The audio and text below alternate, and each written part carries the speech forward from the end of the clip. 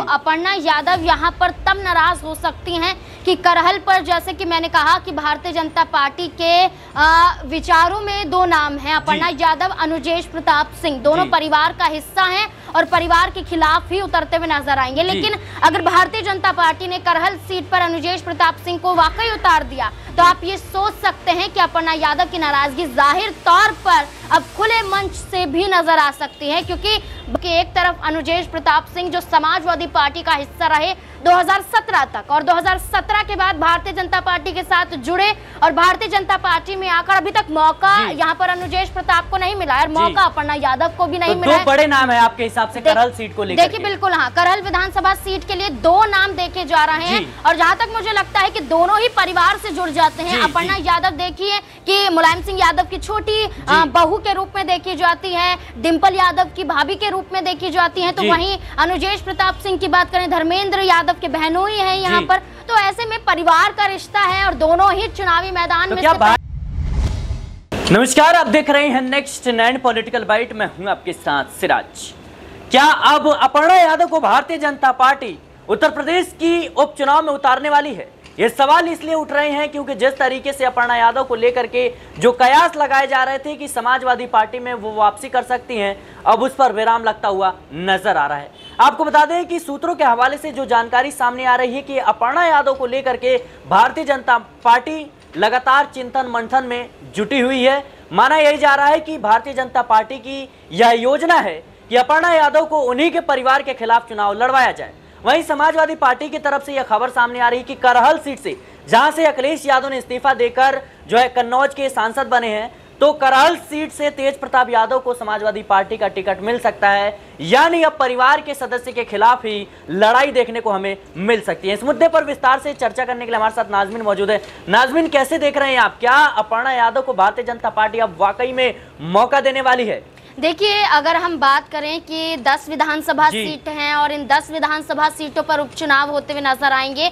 तो अपर्णा यादव को लेकर जो चर्चाएं तेज हो रही हैं, इस पर अभी तक भारतीय जनता पार्टी ने कोई ऐलान नहीं किया है, ना ही अनौपचारिक रूप से कुछ कहते हुए नजर आए, ना ही कयासों के बाजारों में देखा जाए तो अपर्णा यादव का नाम सुर्खियों में देखा जा रहा है, बल्कि एक नाम करहल विधानसभा सीट पर आगे आ रहा है जिनका नाम अनुजेश प्रताप सिंह है। वो धर्मेंद्र यादव बहनोई हैं, उनको लेकर चर्चाएं तेज हो चुकी हैं कि वो करहल से ये उपचुनाव लड़ते हुए नजर आ सकते हैं। लेकिन इसका मतलब ये नहीं है कि अपर्णा यादव को मौका नहीं मिलेगा, बस ये है कि करहल से कहीं ना कहीं वो हटाई भी जा सकती है, या हो सकता है कि अभी तो एक नाम चर्चाओं में आया है, ये भी हो सकता है कि अभी जैसा कि समाजवादी पार्टी लगातार चेहरों को लेकर चर्चाएं करती हुई नजर आ रही है, तो ऐसे में अनुजेश प्रताप सिंह के साथ साथ अपर्णा यादव का नाम भी सामने आ जाए और फिर भारतीय जनता पार्टी विधायकों के साथ एक बड़ी मीटिंग करते हुए नजर आए, आपसी सहमति के तहत कोई बड़ा फैसला यहां पर लिया जाए, ये देखना काफी दिलचस्प होने वाला है। क्योंकि एक तरफ अनुजेश प्रताप सिंह जो समाजवादी पार्टी का हिस्सा रहे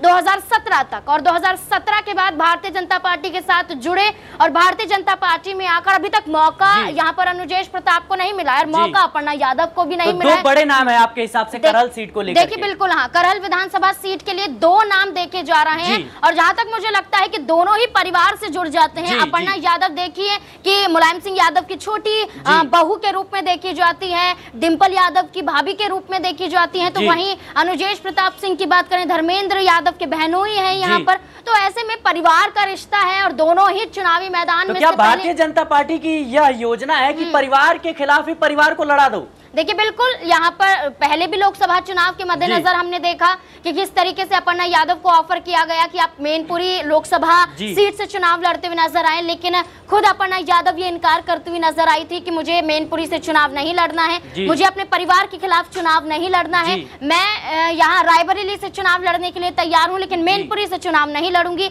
लेकिन भारतीय जनता पार्टी ने ना मैनपुरी दी, ना रायबरेली दी, ना केसरगंज दी, कोई भी सीट अपर्णा यादव को नहीं दी। तो ऐसे में देखा जा सकता है कि ये चुनाव बेहद अहम है। ये विधानसभा चुनाव से पहले इन चुनावों में तय होगा कि भारतीय जनता पार्टी के तहत रहकर अपर्णा यादव या फिर अनुजेश प्रताप सिंह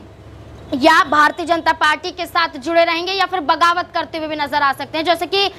यहाँ पर आप ये देख सकते हैं कि 2017 में भी लखनऊ कैंट से अपर्णा यादव सपा के टिकट से चुनाव लड़ती हुई नजर आई थी। जीत हासिल नहीं कर पाई, न सांसद है न विधायक है, मात्र एक कार्यकर्ता की भूमिका निभाती हुई भारतीय जनता पार्टी में नजर आती हैं। तो ऐसे में सिराज, मुझे जहां तक लगता है कि दो चेहरे हैं, दोनों ही परिवार के चेहरे हैं और भारतीय जनता पार्टी वाकई परिवार के खिलाफ परिवार को ही उतारना चाहती है। अगर परिवार के खिलाफ उतरने से मना कर दिया जाए तो कहीं ना कहीं देखा जा सकता है कि भारतीय जनता पार्टी एक बार फिर से साइड भी उन्हें करती हुई देखी जा सकती है। समाजवादी पार्टी से क्या खबर आ रही है नाज़मीन? जिस तरीके से देखे तो तेज प्रताप यादव का नाम जो है वो सबसे ज्यादा चर्चा में है कि करहल सीट से वो चुनाव लड़ सकते हैं। तो क्या आपको लगता है कि वाकई में तेज प्रताप के खिलाफ अपर्णा यादव जो है वो कमाल कुछ कर पाएंगी? देखिए, बिल्कुल, जैसा कि समाजवादी पार्टी की तरफ से हम बात करें तो तेज प्रताप यादव, यहाँ पर भी दो नाम सिराज नजर आते हैं। जैसे भारतीय जनता पार्टी में दो नाम, तो ऐसे ही दो नाम, एक है सोबरन यादव का, एक है तेज प्रताप यादव का। तेज प्रताप यादव को लेकर चर्चाएं ज्यादा तेज इसलिए हैं क्योंकि वो परिवार का हिस्सा भी है,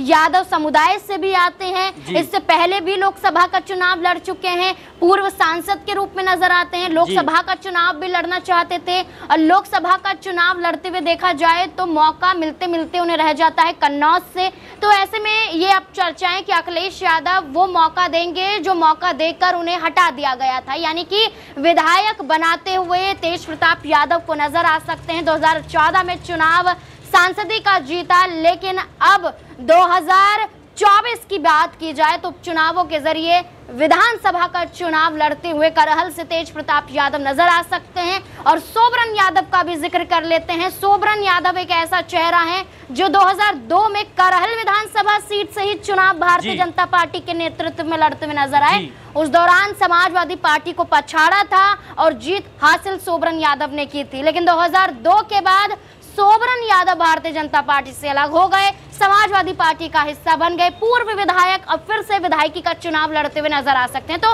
दो चेहरे भारतीय जनता पार्टी के पास मौजूद हैं, दो चेहरे समाजवादी पार्टी के पास मौजूद हैं। अब देखना होगा कि दोनों आखिरकार किस पर सहमति जताते हुए नजर आते हैं। अच्छा नाज़मीन, जिस तरीके से जो कयास लगाए जा रही थी कि अपर्णा यादव एक बार फिर से समाजवादी पार्टी में वापसी कर सकती हैं, जिस तरीके से शिवपाल सिंह यादव ने लोकसभा चुनाव के दौरान इस बात को कहा था कि अपर्णा यादव का अपमान जो है वो भारतीय जनता पार्टी में हो रहा है और ये पूरे यादव परिवार का ही अपमान हो रहा है, सिर्फ अपर्णा यादव का नहीं हो रहा है। और उधर अपर्णा यादव का इनकार करना कि मैं परिवार के किसी भी सदस्य के खिलाफ चुनाव नहीं लड़ूंगी, क्या इस बात के संकेत थे कि अगर अखिलेश यादव केंद्र की राजनीति पर फोकस करते हैं तो शिवपाल सिंह यादव उत्तर प्रदेश की कमान संभालेंगे, तो ऐसे में अपर्णा यादव वापसी कर सकती हैं? देखिए, अपर्णा यादव को लेकर अगर हम बात करें तो अपर्णा यादव यहाँ पर तब नाराज हो सकती हैं कि करहल पर, जैसे कि मैंने कहा कि भारतीय जनता पार्टी के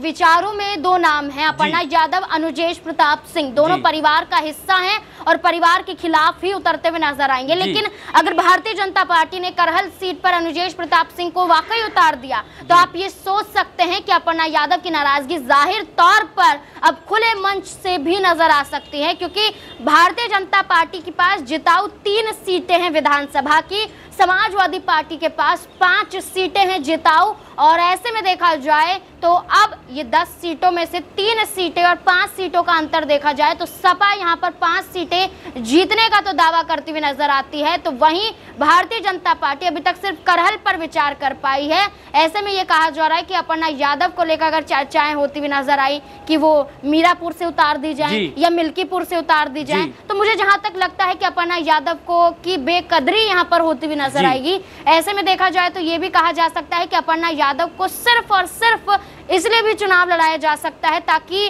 वो भारतीय जनता पार्टी से ना जाए। लेकिन अगर करहल सीट ना मिली तो जहां तक लगता है कि अपर्णा यादव को सपा की तरफ अपने रुख कर लेने चाहिए, क्योंकि शिवपाल यादव खुद ही ये ऐलान कर चुके हैं कि सपा के संस्कार, यादव परिवार के संस्कार और यहाँ तक कि सपा में आती हैं तो बड़ी जिम्मेदारियां उन्हें दी जाएंगी। ये जिम्मेदारियां विधायक के रूप में भी हो सकती हैं, ये जिम्मेदारियां विधायक पद के बाद आने वाले चुनावों को देखते हुए कई और बड़े बड़े मुकामों के रूप में भी देखी जा सकती हैं। पार्टी का नेतृत्व भी कर सकती हैं, यहाँ पर नेता प्रतिपक्ष की भूमिका आने वाले वक्त में भी निभा सकती हैं, कई जिम्मेदारियां यहाँ पर बन सकती हैं, सांसद भी बन सकती हैं विधायक के बाद। लेकिन बस ये है कि अपर्णा यादव वापसी करती हैं या नहीं करती हैं, ये इनका निजी फैसला होगा। अब देखना होगा कि अपर्णा यादव फैसला लेंगी या फिर नहीं। जी बिल्कुल, अपर्णा यादव फैसला लेंगी या नहीं, क्योंकि जिस तरीके से उत्तर प्रदेश की राजनीति में भारतीय जनता पार्टी को नुकसान का सामना करना पड़ा है, यानी कई सीटों का नुकसान हुआ है, उम्मीदों से कम सीटें आई हैं। ऐसे में अब चिंतन मंथन में जुटी हुई है भारतीय जनता पार्टी और इस वक्त उत्तर प्रदेश की 10 सीटों पर उपचुनाव होना है। अगर उन सीटों को लेकर के जो समीकरण बनाया जाए तो अखिलेश यादव की सीट करहाल पर अपर्णा यादव का नाम चर्चा में आ रहा है। भारतीय जनता पार्टी उन्हें मौका दे सकती है। फिलहाल के लिए इस रिपोर्ट में इतना ही। देश और दुनिया की तमाम खबरों के लिए बने रहे नेक्स्ट पॉलिटिकल बाइट के साथ।